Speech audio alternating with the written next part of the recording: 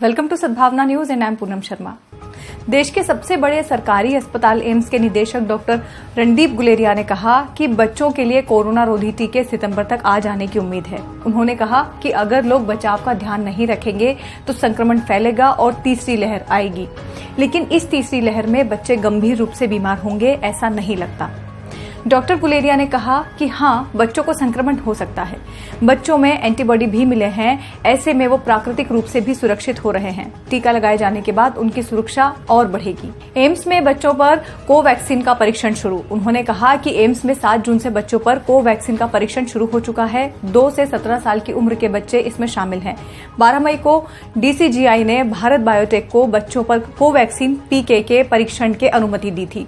School खोलने के बारे में पूछे जाने पर उन्होंने कहा कि एक समय दृष्टिकोण अपनाया जाना चाहिए। नीति निर्माताओं को ये भी देखना होगा कि शिक्षण संस्थान सुपर स्प्रेडर ना बने।